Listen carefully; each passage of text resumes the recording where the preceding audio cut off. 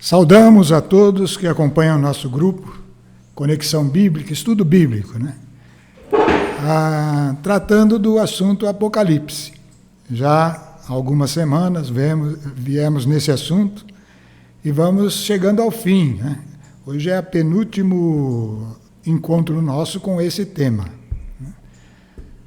Bom, vamos tratar dos capítulos 18 e 19, fazendo uma breve revisão do capítulo 17. Né? Mas tudo isso nós fazemos sempre conscientes de que somos incapazes. Somos incapazes de falar destas coisas tão profundas, tão maravilhosas, sem a ajuda do Espírito de Deus. E por isso nos reunimos em nome do Pai, do Filho e do Espírito Santo. E na presença desse Espírito, oramos ao Pai. Pedimos que o Espírito de Deus nos conduza nesse dia. E mais uma vez, porque é Ele que é o autor da obra. Nós estamos aqui como instrumentos dele e precisamos crescer no conhecimento que Ele nos traz. Assim, oramos, Senhor, para que Ele supra as necessidades. Que Ele fale, Senhor, aquilo que precisa ser ouvido. E que quem está ouvindo se abra esse ensinamento unicamente pela operação desse Espírito que está conosco. A Ele o nosso louvor e adoração para sempre. Amém. Bom, vamos tratar hoje do capítulo 18 e 19, são os dois anteriores à última fase, que é o 20 e 21. Né? Vamos começar aqui com o mapa do Apocalipse, que a gente tem feito, né? Só para nos localizarmos, né? Estamos tratando aí do período que contempla aí o 7º selo rompido. Os selos, lembra, foi a liberação do poder para se realizar tudo o que tem acontecido na história da humanidade, desde que Jesus veio ao mundo e subiu ao céu como homem vencedor e começou a romper esses selos. O 7º selo aí na tela abrange esta fase aí das trombetas. Lembra, trombetas é um alerta, é um tempo de proclamação da vinda do Senhor, que vai se acentuando com eventos alarmantes que chamam a atenção. Então, esse alerta nós tratamos aí ao longo de uma primeira etapa desse último selo. E depois vem um momento central desse último selo, em que começa, a partir daí, a consumação do juízo com as 7 taças. Todo esse período é representado numa profecia de Daniel. O profeta Daniel, lá no Velho Testamento, anunciou que seria um período de 7 semanas de anos. 7 semanas de anos. A primeira parte é o tempo das trombetas, são 3 anos e meio, e a segunda parte, mais 3 anos e meio. Então, um período desta segunda parte que nós vamos tratar é um período de grandes turbulências mesmo no mundo, e é esse o nosso assunto. E tudo isso é importante a gente saber, tendo em vista a nossa situação hoje. A gente fala, isso vai ser uma coisa futura, né? Eventualmente não estaremos presentes. Mas o que está acontecendo lá tem informações importantes para a nossa vida hoje. Né? Então é desse modo que a gente procura encarar todo esse período do Apocalipse. Né? E ele traz ensinamentos bem que dão sentido para essa busca da verdade que está em Cristo e que se cumpriu em Cristo.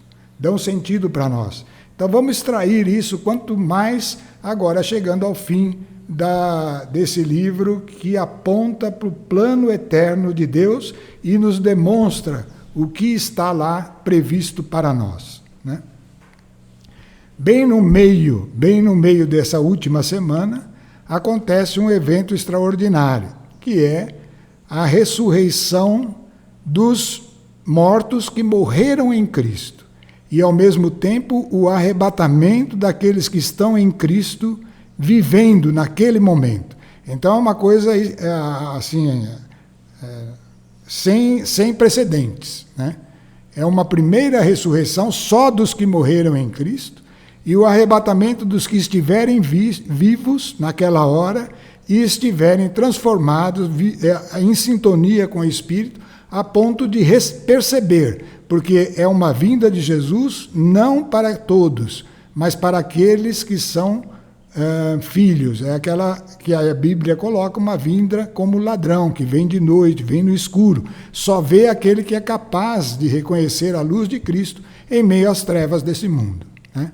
Então, o arrebatamento da igreja viva, porque a igreja tem problemas, muitas vezes estão na igreja, mas estão desviados. Aqueles que estão vivos, têm processo de transformação, serão arrebatados. E aqueles que morreram assim e ressurgirão. A morte é uma coisa que acontece e imediatamente vem a ressurreição, mas esse imediatamente pode passar muitos anos e é aí que acontece então a ressurreição de todos, desde da vinda de Cristo, que morreram renovados pela obra do Espírito Santo que foi dado por meio de Jesus Cristo. Bom, tudo isso aí é só uma enfatização do que é o plano de Deus e que está se cumprindo a cada dia. Vamos lá para o nosso assunto de hoje, começando com uma revisão, né? Nosso assunto de hoje vai começar verdadeiramente no capítulo 18, né? E nós vamos tratar desses assuntos do capítulo 18, mas vamos rever um pouquinho do que aconteceu no capítulo 17, né? Então, lendo rapidamente a tela aí, veio então um dos 7 anjos que tinham as 7 taças, então é um período que vai ser derramado as taças, né? E falou comigo: vem, eu te mostrarei a condenação da grande meretriz, que se assenta à beira das muitas águas, com a qual se contaminaram os reis da terra. Ela inebriou os habitantes da terra com o vinho de sua luxúria. Então, um dos 7 anjos transportou João, que está escrevendo isso no Apocalipse, em espírito ao deserto, e viu uma mulher, ele viu uma mulher assentada em cima de uma fera escarlate e vermelha, cheia de nomes blasfematórios, com 7 cabeças e 10 chifres, e a mulher estava vestida de púrpura e escarlate, ouro, cheia de abominação e de imundícies de sua prostituição. Na sua fronte estava escrito o nome simbólico: Babilônia, a grande mãe da prostituição e das abominações da terra. Então vocês estão vendo que Babilônia é um nome simbólico, e que é ocupado muitas vezes por aqueles centros do mundo, que normalmente é uma cidade importante. Ao longo de toda a história, a Babilônia vai se deslocando de lugar. Cidade importante de onde emanam as tendências que o mundo vai acolhendo, tendências que não são cristãs, né? Então, essa cidade, ela domina, é uma cidade que busca continuamente o domínio sobre o mundo.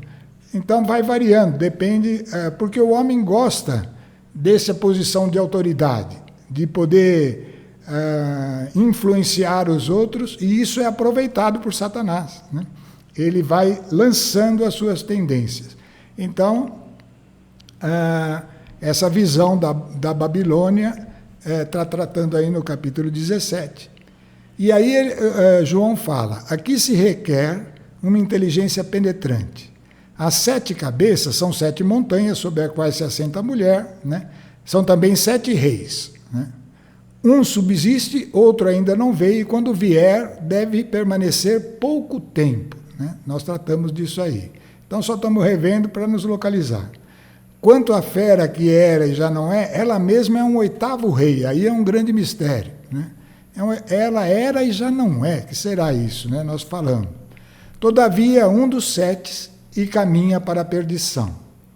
Os 10 chifres que viste são 10 reis que ainda não receberam o reino. Isso lembra aquele que nós falamos de uma organização onde homens influentes vão assumir comando do mundo mesmo, como os países sempre quiseram ter, né? Sempre teve essa busca de domínio do mundo. mas que receberão por um momento poder real com a fera. Eles têm o mesmo pensamento, transmitir à fera sua força e seu poder. Combaterão contra o cordeiro, mas o cordeiro os vencerá, porque é Senhor dos senhores, Rei dos reis. Aqueles que estão com ele são os chamados escolhidos e fiéis. Bom, nós fizemos uma interpretação e é importante a gente ver de novo, porque ela tem a ver com o nosso assunto agora, né? A mulher é essa cidade, essa Babilônia. Como eu falei, não é sempre a mesma cidade. É onde está ali esse poder de influência. Não é que a cidade em si seja ruim. Isso é uma coisa que precisa saber. Dentro dela vão ter os fiéis, mas é uma cidade que concentra esse poder de influência no mundo. E esse poder de influência, sim, é sempre contaminado, porque é aí que Satanás opera, né? E a função dessa cidade é se gloriar desse poder de estar encabeçando as tendências do mundo. Então, isso é Babilônia, tá, pessoal? É importante porque nós vamos chegar aonde eu quero daqui a pouco, né? As 7 cabeças são impérios que se destacaram ao longo da história, acolhendo tendências induzidas por Satanás e que exercem influência. Poderíamos apontar na atualidade, se fosse agora, né? Por exemplo, quais os países que influenciaram, e normalmente é uma cidade desse país que tem essa influência maior. Se fosse agora, a gente poderia dizer, é lógico, são os países mais importantes aí. Na América, os Estados Unidos. Na Europa, ainda permanece a Inglaterra, a França, a Itália e a Alemanha. São os mais importantes. A tendência deles é a tendência da Europa, né? E na Ásia, a Rússia e a China. A tendência deles é a tendência da Ásia. E aí está os 7 cabeças que contornam, aí, que se apoia para onde se difunde as tendências dessa cidade importante que é a Babilônia, né? 7 reis podemos definir como governantes e autoridades que ganharam prestígios ao longo do tempo, que dominaram aí, que fizeram seu nome, tornando-se protagonistas das tendências enganadoras de Satanás, contribuindo para o estabelecimento das 7 montanhas, esses 7 países que prevaleceram. Aí a frase fala, 5 já caíram, que esses homens, esses reis já caíram, passaram, né? Foram autoridades, tiveram o seu apogeu, mas já passaram, ou seja, já morreram ou não são mais influentes. Um subsiste, é aquele que hoje estaria nessa posição. Não vou citar nome de alguém, mas você pode imaginar quem que hoje está administrando as tendências. É um negócio que está meio dividido no nosso dia, no nosso tempo, mas já está se destacando sempre alguém que está querendo tomar a frente, né? Então, esse homem, essa autoridade rei, protagoniza as tendências do mundo, né? Outro ainda não veio e, quando vier, permanecerá pouco tempo. Aí é bem claro, esse outro é o rei que realmente vai dominar o mundo, vai conseguir esse propósito, que é uma busca contínua da humanidade, e que será o anticristo. Ele vai estar encabeçando o mundo por um momento, bem curto, mas vai estar. E vai assumir essa posição, reinando sobre o mundo, mas por pouco tempo. É aquilo que nós vimos lá. Tudo isso são interpretações sujeitas a julgamento, mas é uma maneira da gente encarar, né? Continuando, quanto à fera que era e já não é, isso é um mistério, tá? Essa frase, era uma fera, ou seja, era algo que agia com violência, né? Nós vimos que ela tem aparência de urso, face de leão, é uma fera que era e já não é. Ela mesma é um 8º rei, então, de alguma forma, vai ressurgir, né? Todavia, é um dos 7 que caminha para a perdição. Então, seria um homem influente da história da humanidade, já falecido, é provável que seja, né? E que, por meio do anticristo e do poder da fera, que vai realizar sinais e prodígios no mundo, atribuindo isso à capacidade humana de avanço tecnológico, né? a ponto de fazer reviver alguém, né? E por meio do anticristo, então, e do poder da fera, sobe do abismo. Então, ele subir do abismo é um espírito, é a pessoa que havia morrido e vai reaparecer, né? Vai passar por um processo de reencarnação e o mundo vai admirar-se disso, né? Porque vai ver, né? Os 10 chifres que viste são 10 reis que ainda não receberam o reino, então aquilo que vai acontecer ainda, e é naquele reino definitivo que estará encabeçado pelo anticristo. Então são homens importantes das nações que estarão apoiando esse reino, né? Então são 10 chifres, mas que receberão por um momento poder real com a fera, homens influentes do mundo na época, escolhido pelo anticristo e pela fera. A fera, na verdade, é Satanás. Satanás que está agindo, né? É o dragão, a antiga serpente, e existe a fera que sobe da terra, que é o anticristo, e a fera que sobe do mar, que é esse, que era e já não é, né? Então, o dragão, na verdade, é Satanás, né? A fera que sobe da terra é o anticristo, e esse é que vai receber poder real, mas por trás disso tudo está Satanás. Então, formarão uma organização para administrar o reino mundial. Bom, acontece que quando esse período, deixa eu adiantar para vocês, é um período de tremenda turbulência. Nós estamos tratando da metade da última semana. 3 anos e meio. Os eventos que acontecem são tantos que vai estar assumindo esse governo mundial, né? Vai estar acontecendo esse governo mundial. Por outro lado, eventos naturais, que são as taças, vão estar pressionando essa situação do mundo, né? Eventos que vão trágicos que vão estar acontecendo primeiro no mar, depois na vegetação, depois são as 7 taças que serão derramadas e que é verdadeiramente o juízo sobre a terra. Então, o ambiente é esse. Esse é o ambiente turbulento, extremamente turbulento, dessa última metade, dessa segunda metade da última semana, né? Nesse período em que o anticristo sobe, a Babilônia é uma cidade importante. Ela não gosta dessa possibilidade de ter alguém encabeçando tudo e ela ficar de fora. Então ela começa a rejeitar esse líder. Ao fazer isso, o próprio anticristo se volta contra a Babilônia. Então vamos ler como isso está escrito no capítulo 17. O anjo me disse: as águas que viste, à beira das quais a prostituta se assenta, que é a Babilônia, a prostituta, são povos e multidões, nações e línguas. Isso a gente já sabe, é ela que influencia eles, né? Os 10 chifres, aqueles que foram eleitos para agir com o anticristo, assim como a fera que sobe da terra, que é o anticristo, odiarão a prostituta, se voltarão contra ela, contra a Babilônia. Hão de despojá-la e desnudá-la, hão de comer-lhe as carnes e a queimarão no fogo. E isso vai atender até a um propósito de Deus, é um castigo mesmo sobre a Babilônia, porque eles não querem dividir a autoridade, né? Então, porque Deus lhes incutiu o desejo de executarem seus desígnios, de concordarem em ceder sua soberania à fera. A fera é o anticristo, até que se cumpram as palavras de Deus. A mulher que viste é a grande cidade, aquela que reina sobre os reis da terra. Bom, agora vamos entrar no assunto de hoje, que é o capítulo 18, tá? Então vamos lá, capítulo 18.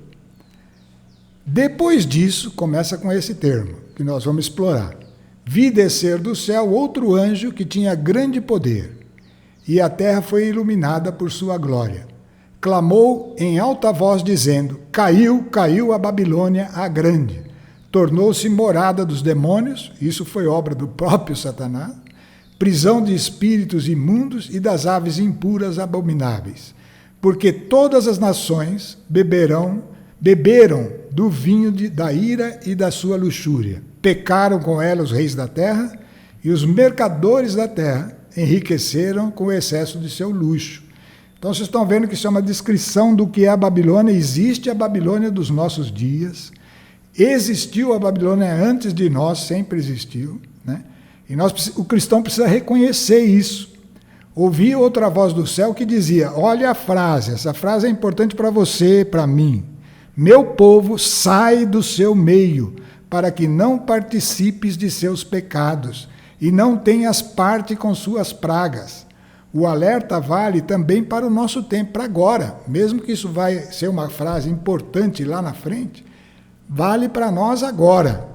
Como que a gente não pertence à Babilônia? Você pode até morar nessa cidade, não, pode acontecer, porém você não deve pertencer a ela, você tem que estar atento, tem que ver o que são essas tendências para nós temos que nos opor a ela, temos que rejeitar essas tendências, precisa caracterizar as tendências que o mundo prega, não é fácil. Você vai se envolvendo, é uma coisa muito grande de influência. Esse é o método de Satanás, desde o princípio, quando influenciou Adão e Eva. Tá? Então, é um método de ação. A gente tem que estar atento. Na época da Babilônia última, né, o povo vai ter que sair do meio dela mesmo, o povo que ainda resta na terra naquele momento e que reconhece o perigo, vai ter que fugir fisicamente. Mas nós já devemos estar nos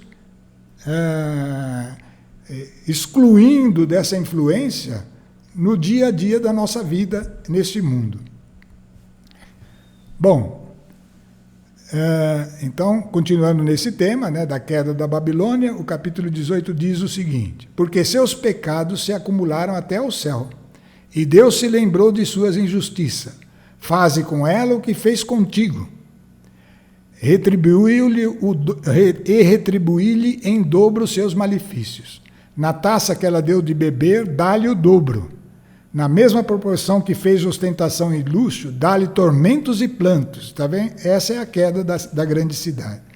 Pois ela disse no seu coração, estou no trono como rainha e não viúva. Nunca conhecerei o luto. Esse sempre foi a meta do homem, de ter essa abundância e de ter essa glória. Uma glória que deveria estar reservada só a Deus, né? Por isso, num só dia virão sobre elas pragas, morte, pranto e fome. Isso veio até por uma ação do próprio Satanás, né? Porque Satanás não é amigo de ninguém, certo? Ele quer ele mesmo dominar, né? Ela será consumida pelo fogo, porque forte é o Senhor que a condenou. Então, está aí a queda da Babilônia, né? Bom, mas aí vamos prestar atenção, dentro desse enfoque de nós reconhecermos onde estão as raízes que permitem que a Babilônia influencie a sua vida, a minha vida.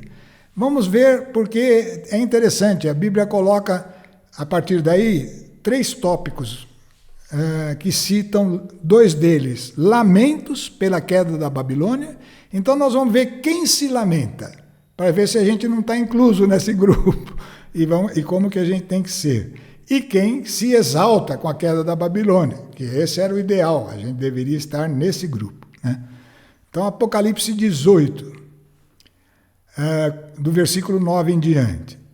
Hão de chorar e lamentar-se por sua causa os reis da terra, aqueles que estão em autoridade, e que com ela se contaminaram e pecaram, aqueles que se contaminaram, né? Quando avistarem a fumaça do seu incêndio. Parados ao longe, de medo dos seus tormentos, eles dirão, ai, ai da grande cidade, a Babilônia, cidade poderosa, bastou um momento para a sua execução. Também os negociantes. Você vê como a gente precisa fazer negócio na terra, você tem que viver aqui, né? Mas cuidado para isso não ser o foco da sua vida, né? Lembra-se, a gente tem que fazer as coisas como se não fossem.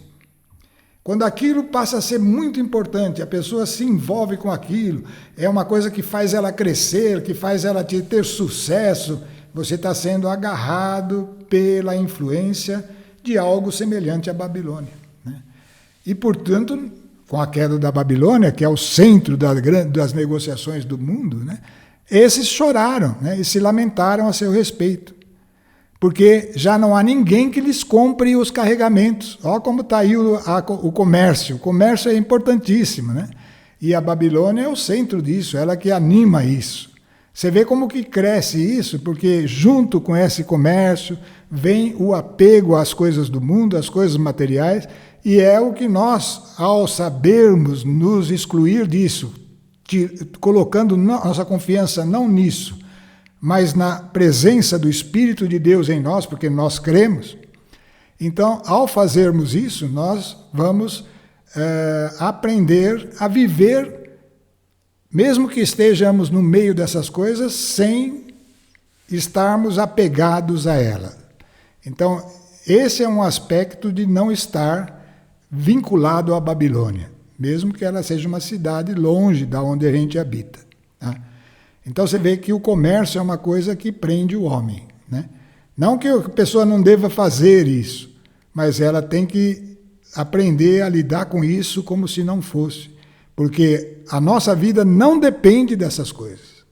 Não depende daquilo que a gente faz, mas depende daquilo que a gente é em Cristo. Né? Continuando, outros que vão lamentar. Mercadores dessas coisas, que delas se enriqueceram, pararão de longe com medo dos seus tormentos e hão de chorar.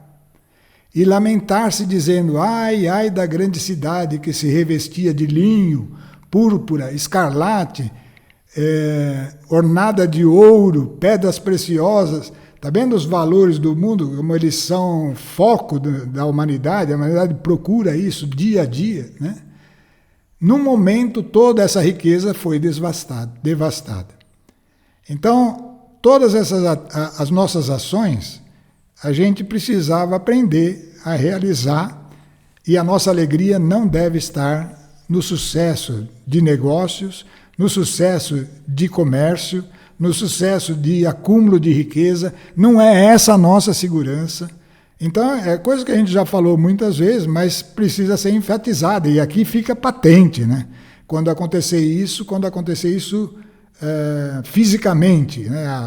Aquela que representa o centro do comércio, que representa o centro da riqueza, que representa o centro do luxo, do lazer, tudo isso cair, né? Todos os pilotos ou navegantes e marinheiros e todos os que trabalham no mar pararam de longe e exclamavam ao ver a fumaça do incêndio: que havia de comparado a essa grande cidade? Ela que move o mundo, né?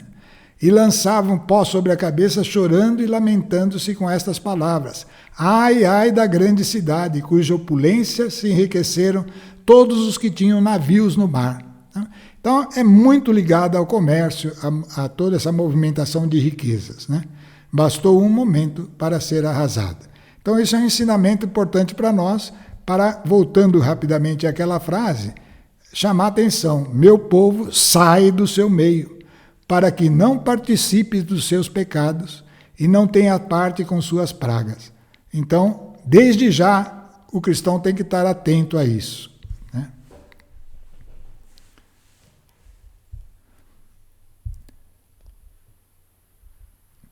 Bom, vamos lá. O versículo 20 em diante do Apocalipse 18. Agora vem a exaltação, aqueles que se alegraram com a queda da Babilônia. Exulta sobre ela o céu, e também vós, santos, apóstolos e profetas, porque Deus julgou contra ela a vossa causa. Então, um anjo poderoso tomou uma pedra do tamanho de uma grande mó de moinho, aquela pedra que esmaga no moinho, né? E lançou-a no mar, é uma figura. Com tal ímpeto será precipitada a Babilônia, a grande cidade,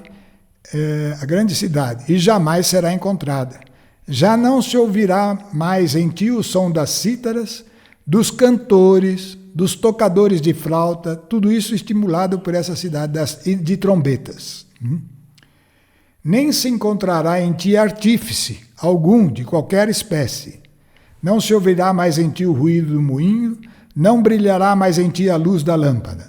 Não se ouvirá mais em ti a voz do esposo e da esposa, porque seus mercadores eram senhores do mundo, e todas as nações foram seduzidas por seus malefícios.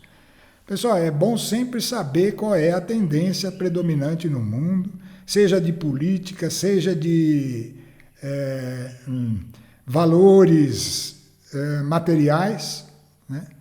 E seja até de valores espirituais falsos, né? Que nos levam a procurar crescimento espiritual com os benefícios que são materiais, né?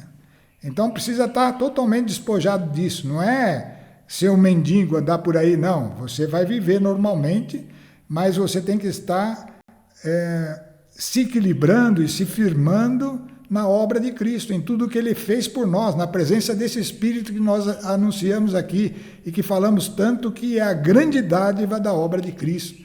É Ele que é a base da nossa paz, da nossa alegria, da nossa confiança. A gente vai estar no mundo, vai caminhar nesses caminhos, mas sem nos contaminarmos com Ele. Foi em ti que se encontrou o sangue dos profetas. No fim, sempre a Babilônia se volta contra os profetas. E dos santos, como também de todos aqueles que foram imolados na terra. Então, essa é a situação que demonstra esse poder que age no mundo e do qual nós devemos nos guardar. Nos guardar porque tem muito poder de engano, né? Coisa que atrai e vai vinculando as pessoas e desviando do objetivo que a igreja tem anunciado ao longo do tempo. E a própria igreja vai se misturando também nessas tendências. Então é muito importante conhecer o que é a Babilônia, porque a Babilônia ela influencia tudo e até mesmo as igrejas. Tem que tomar cuidado aí, porque a busca do dinheiro, pessoal, fica na frente tantas vezes, e quando fica na frente você está embrulhado nessa tendência da Babilônia, né? Bom, aí a frase importante. Desde que o mundo foi criado, sempre houve uma nação que vai se destacando e com ela um meio de influência que vai se impondo, às vezes pela força, mas depois o mundo foi se desenvolvendo pela influência de comércio, de filosofias, de ensinamentos, de tecnologia. Tudo isso é arma da Babilônia, né? Não são coisas que a gente não tem que utilizar, mas nós não podemos depender dessas coisas. Por quê? Porque a Babilônia ela tem essa possibilidade, é um instrumento mesmo, é um instrumento na mão de Satanás para multiplicar as tendências que ele quer, que são opostas às tendências de Cristo, né? E a queda da Babilônia representa o final dos reinos deste mundo. O mundo está feito para ter um reino, sim. É um reino que vai durar um período, não é um período curto, nós vamos falar sobre ele, né, ainda hoje. Não é um período curto, mas esse reino é o que vai valer no mundo. Esse é o reino que o mundo está preparado para ele. E todo o reino anterior é simplesmente uma tendência que se opõe a esse reino definitivo, né? E quando cair a Babilônia, então caiu essa tendência, acabou, né? A queda da Babilônia representa o final dos reinos deste mundo. Não tem mais. Hoje não tem um reino assim que você fala aquele reina, mas tem aquele que é mais poderoso, né? Esse poder é onde concentra a influência da Babilônia, né? Então a queda da Babilônia representa o final dos reinos deste mundo. Isso é importante para nós. Desde agora, desde os nossos dias, dentro de nós a Babilônia já tem que estar julgada e condenada, né? Vamos lá, capítulo 19 vai começar então com essa frase, depois disso. Então, só relembrando, vamos entender depois do quê, né? Então, é depois dessa segunda metade da semana de Anos, que é a última semana prevista pelo profeta Daniel lá atrás, né? A Bíblia é um todo, isso sempre eu gosto de falar, é uma orientação importante para as pessoas. Ela é um todo, ela tem um sentido maravilhoso, perfeito. Se você persevera na Bíblia, E isso é importante para os nossos dias, né? Porque ela é uma fonte segura. Enquanto a Bíblia não é alterada, tem uma maldição terrível para quem altera a Bíblia. No próprio final do Apocalipse é citado, né? Mas, enquanto ela ainda subsiste com traduções que são boas, ali está a fonte da verdade. A pessoa precisa conhecer a Bíblia. E não tema, não é um negócio difícil. Isso que eu estou falando aqui, você acha que fui eu que entendi tudo isso? Nós temos o recurso, nós temos o Espírito de Deus, né? Então, conhecer estas coisas que a gente está falando e que ainda não está completamente revelado, eu sei que temos defeitos ainda, né?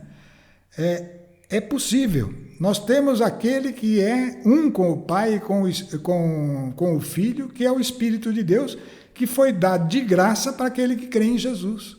E se a gente cultiva esse Espírito lendo a palavra, vem vindo o entendimento, né?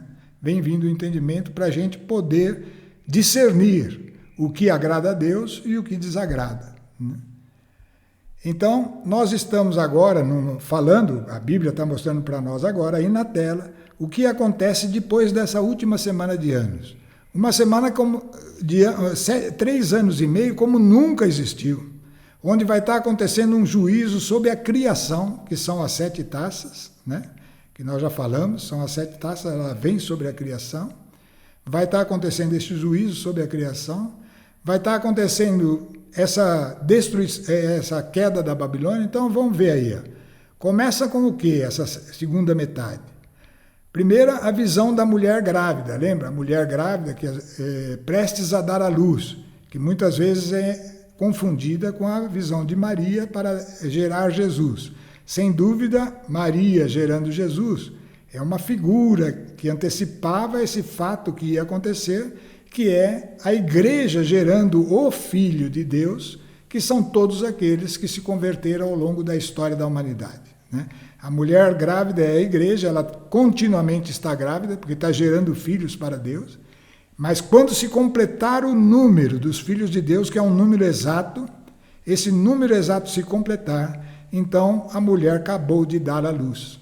E essa mulher... E esse evento acontece exatamente no meio da última semana.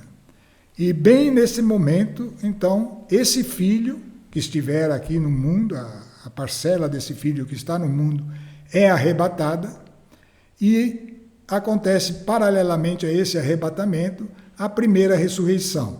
Lembrando sempre, esses 2 fatos não são 2 fatos que o mundo vai entender ou vai reconhecer. O arrebatamento é uma coisa misteriosa, a gente não sabe, mas vai ser extraído da terra uma parcela da população que vive e está viva em Cristo. Não é uma parcela grande, porque a tendência da apostasia, que é a grande ferramenta da Babilônia, vai estar muito forte, mas aqueles que estiverem vivos serão arrebatados, e todos os que morrerem em Cristo se unirão a Cristo nas alturas, fora deste mundo, se unirão formando o corpo de Cristo. E então está consumada a obra de Cristo. Vai ficar ainda alguns na terra, mas esses serão justificados pelo juízo, né? Perseguição da igreja que vai acontecer na sequência. Então, repassando, porque eu falei um monte de coisa, primeiro, a mulher grávida dando à luz, que é a igreja, o filho sendo arrebatado, que é a primeira ressurreição. Depois, a perseguição da igreja não arrebatada. São eventos desses 3 anos e meio. O derramar das 7 taças, o juízo da criação. Eventos que abalarão a natureza, eles já estão aí como trombeta, mas acontecerão em realidade, né? Eventos graves que vão perturbar esse momento do reinado do anticristo na Terra, né? E depois, então, a rejeição e queda da Babilônia, que é o final dos reinos desse mundo. É depois disso que nós vamos tratar no capítulo 19. Tá? Então, vamos lá. Depois disso, eventos que vão ocorrer. A fera e o anticristo serão lançados no lago de fogo, que é a segunda morte. Então, a fera vai estar atuando na terra. A fera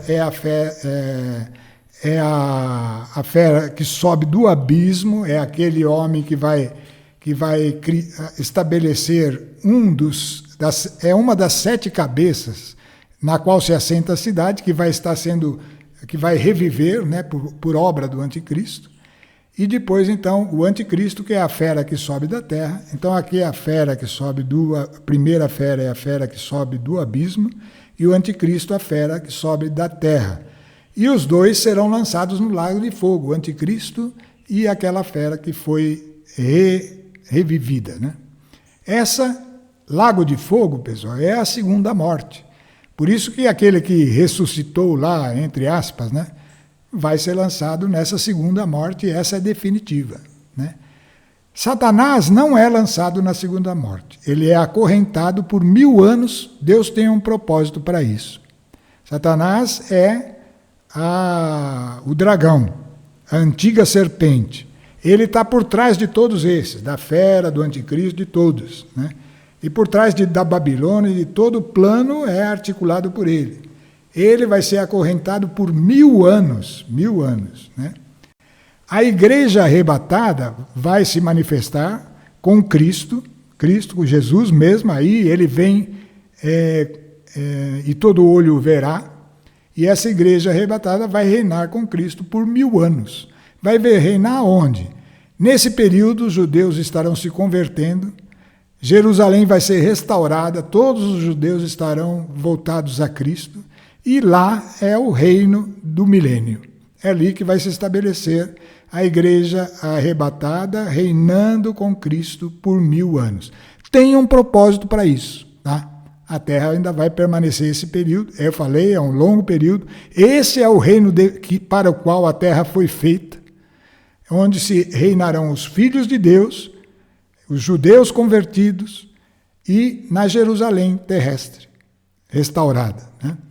Depois disso tudo são os capítulos 19 e 20, com o plano eterno de Deus, que nós vamos tentar ter uma ideia, porque é tão extraordinário, mas tão extraordinário que a gente deixa aqui a ressalva, né? Não é completo o que nós vamos falar, mas é um momento de começar, né?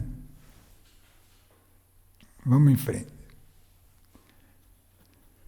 Então, aqui começa o próximo assunto que nós vamos tratar na próxima reunião, né? Depois de tudo isso, estão os capítulos 19 e 20, né? Com o plano eterno de Deus. As núpcias do Cordeiro e o juízo final.